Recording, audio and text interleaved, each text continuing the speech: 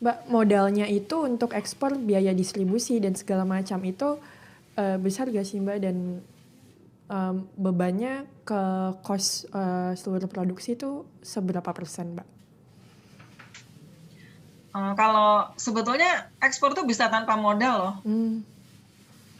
Bisa tanpa modal. Jadi tergantung dari term of payment-nya gitu. Jadi misalkan saya share aja ya, kayak saya nih term of payment-nya titik 50% down payment, 50% before shipment. Jadi ketika dapat down payment 50%, ini kan udah bisa saya buat modal dan itu sudah menutup sekitar 80% ongkos produksi misalkan. Nah, kemudian nanti sebelum dikirim, ini sudah harus lunas dulu. Nah, perkara shipping cost dan sebagainya, itu kan yang bayar itu kita nggak usah mikirin shipping cost, itu kan buyer yang bayar. Gitu. Jadi, walaupun nanti akhirnya kita yang harus bayar, tergantung dari Incoterm-nya apa, apakah FOB, apakah CIF, apakah CNF, tapi kan shipping cost itu akan masuk juga ke HPP. Ke harga pokok penjualan kita gitu. Jadi sebetulnya ya memang sudah diperhitungkan semua. Mahal enggaknya itu tergantung dari jauhnya negara tujuan ekspor, kemudian negaranya itu negara konflik atau enggak. Karena kalau kita ekspor ke negara-negara konflik itu kan biaya masuknya itu tinggi gitu. Tapi itu semua bisa kita cover di HPP gitu sih. Tadi boleh lebih dirinciin lagi nggak sih Mbak soal ekspor tanpa modal itu berarti maksudnya kayak pre-order gitu ya Mbak? Jadi dia pesan dulu dengan DP yang dia kasih, kita pakai buat modal produksi, baru nanti bisa dilunaskannya sebelum pengiriman gitu ya? Halo, Mbak. Payment. Oke. Iya. Mbak Dewi, awalnya tuh mulai ekspor itu dengan modal atau dengan cara tadi tuh Mbak? Jadi pre-order dulu atau kalau dengan modal tuh berapa Mbak modalnya?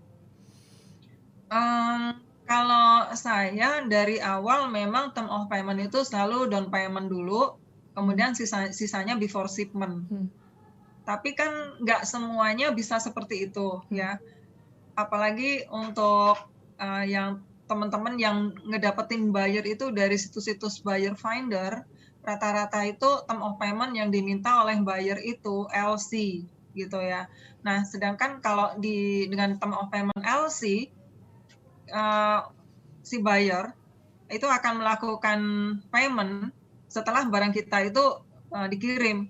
Nah, ketika dengan LC ini maka kita membutuhkan modal. Tapi sebetulnya ini juga bisa disiasati oleh teman-teman gimana caranya supaya tidak harus mengeluarkan modal gitu. Jadi banyak hal yang sebetulnya bisa kita pelajari dan explore di sini. Gimana caranya sih supaya tanpa modal gitu. Oke. Kalau buat sebelum ekspor itu, misalkan seorang calon eksportir nih dia nggak bisa dapat teknis yang tadi pre-order lalu before shipment ya pelunasannya.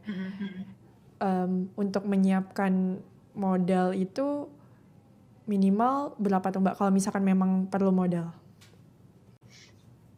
Nah, itu tergantung dari ini value-nya, dari value produknya gitu. Karena kalau LC itu kan kadang-kadang tidak ada down payment ya, tidak ada down payment dan si komoditas ini harus dikirim dulu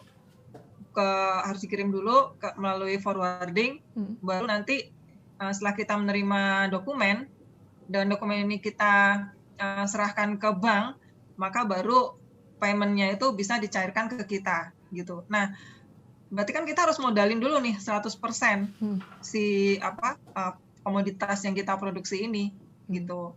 Jadi modal 100%-nya itu untuk produknya dulu ya, tapi kalau buat biaya distribusi tetap si buyer ya? Iya, biaya distribusi tetap bayar gitu sih. Makanya di sini sebetulnya pintar-pintarnya kita bernegosiasi dengan buyer untuk mendapatkan term of payment yang menguntungkan kita dan ngebantu kita sebagai eksportir.